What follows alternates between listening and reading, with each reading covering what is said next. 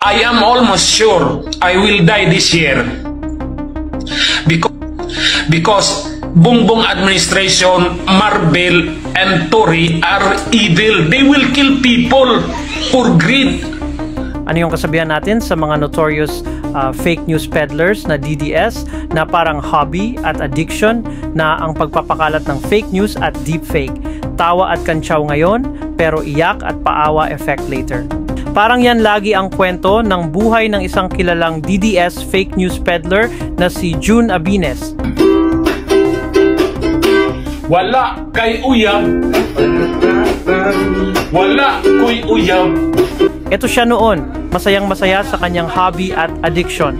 Pero ito naman siya nang inaresto, todo iyak ang galunggong. Mga kawatan na sila. But I don't care. I don't care. Pero ang ano ko lang. You want. Let's unite. Let's sacrifice. Kami sa Maisugkor, puro sakripisyo.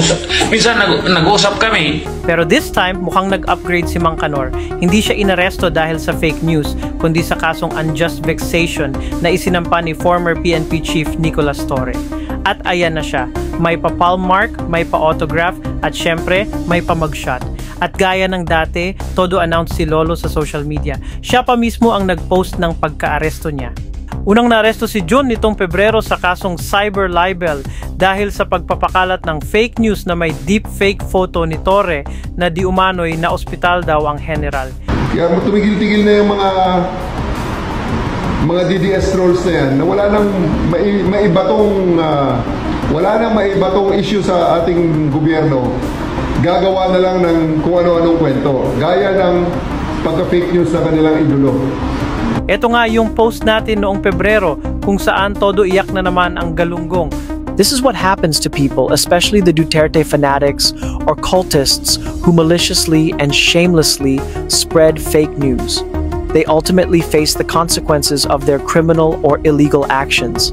A Duterte or DDS fanatic named June Abines, never heard of this guy before, was reduced to tears and resorted to a crying meltdown on social media after the Police Criminal Investigation and Detection Group, CIDG, served a search warrant on a vlogger who allegedly spread misinformation about CIDG Director Major General Nicolas Torre III.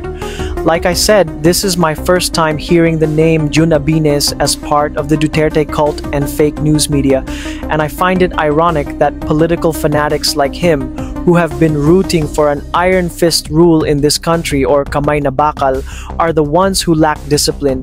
Mga walang disiplina, sila mismo ang mga pasaway at law violators at ang kakapal ng mukha.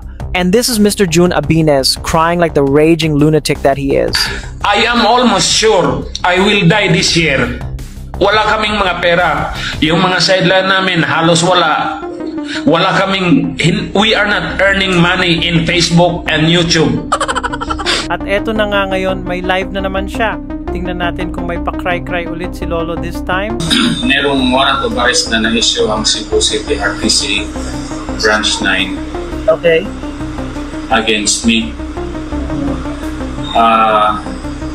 I learned it last hapon na ng Thursday. Bisaya na naman. Bisakol. Ang daming police on Friday pumunta sa bahay ko. And thanks to my lawyer, Hingoya, he assisted me in posting bail.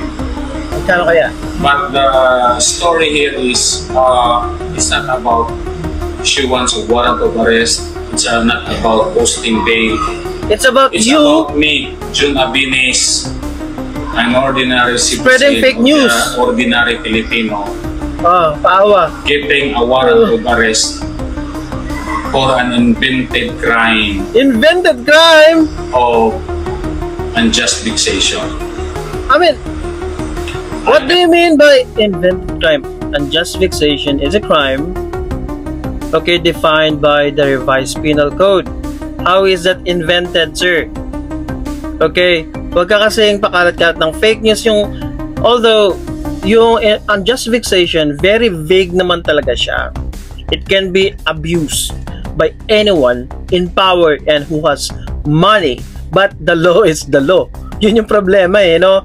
Okay, yung nang inis ka, anything that you do para mang-inis, kagaya ng mga trolls na lagi na lang ng tutrol, okay? Laging nangaharas sa Facebook, you can actually file a charge of unjust vexation against them. Anything that you do that annoys anyone can fall within the definition, legal definition of unjust vexation. So, how is that an invented crime, Mr. Jun Abines or Abines, whatever the pronunciation of your last name? You don't even know what you're talking about. Understand Una-una kasi wag kang magpakalat ng fake news. why our judicial system Kasalanan pa kayo ng... is becoming complicit.